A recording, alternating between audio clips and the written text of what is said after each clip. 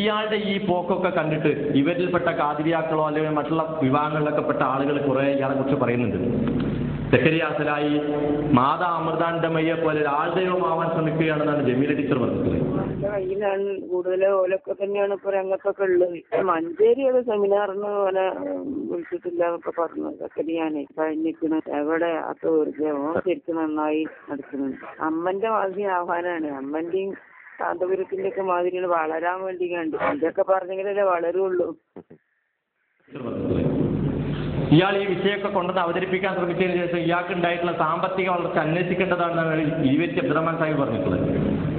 ഇതെന്താ അറിയാതെ ഓലൊക്കെ നല്ലോണം സമ്പാദിച്ചേനെ. നമ്മള് പിന്നെ ഒരു വിപത്തായിട്ട് കാരണം പറയണ്ട. വലിയ വലിയ കൊട്ടാരങ്ങളും ഉണ്ടാക്കി ഓല വരുമാനം പോലെ ആസ്തിന്റെ ഇടയിൽ കിട്ടിയ വരുമാനത്തിന്റെ ഒരു സംഖ്യ ഉണ്ടാവുമല്ലോ. ചെലവ് വെച്ചിട്ട് ഓല ആസ്തി എത്ര ഉണ്ട് നോക്കണം. അപ്പോൾ ഇതൊക്കെ അറിയുള്ളൂ. ഇതൊക്കെ വേറെ ആളുകളുണ്ട് സ്ഥാപനങ്ങളൊക്കെ നടത്തിയിട്ട് പോകും. ഒന്ന് പൈസ കൊടുക്കുന്നവര് അത് ഈ മാലിന്യം കൂടി ഇങ്ങോട്ട് കൊണ്ടുപോകണം എന്ന് പറഞ്ഞാൽ വ്യത്യാസം.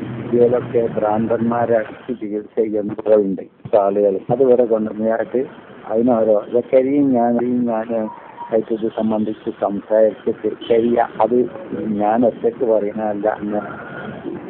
ചേക്കലി കല്ലിക്കണ്ടി, അയിമാഷ്, പെൺകുട്ടി സില്ലമി, ഇബ്രാഹിംകുട്ടി മൗലവി, മജീദ് വരാണക്കര ഇവരെ സാന്നിധ്യത്തിൽ സംസാരിച്ചിട്ട് ഒരു അവസാനം ഉത്തരം ചെയ്യാതെ നിങ്ങൾ താടിത്തിരിയൊന്നും പോരട്ടോ 100 വെക്കണട്ടോ പറഞ്ഞാട്ട് അമ്മയിലേക്ക് വന്നിട്ട് വയ്ക്കാം.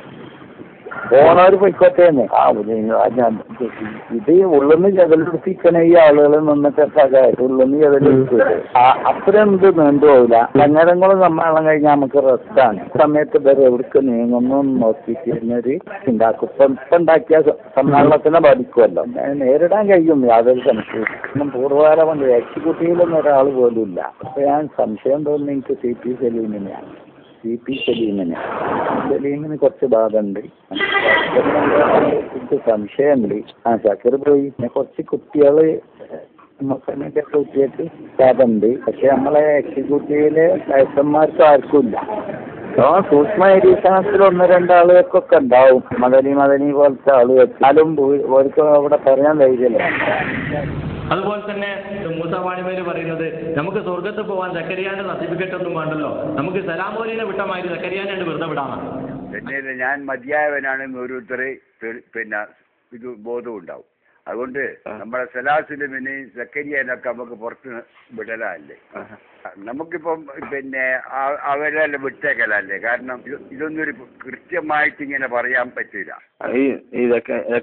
എന്താ പറയുക വെച്ചാൽ ഈ സിഹിറിന്റെ യാഥാർത്ഥ്യത്തെ നിഷേധിക്കുന്നവർ ഹദീസ് നിഷേധികളാണ്.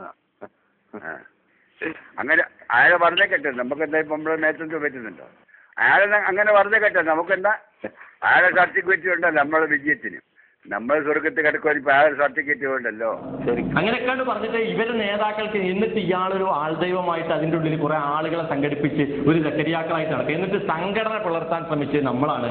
നമ്മളെ വായിൽ നിന്ന് വലിച്ചൂരിയെന്നൊക്കെ പറയുന്നത് സംഘടന പുലർത്താൻ ശ്രമിച്ചത്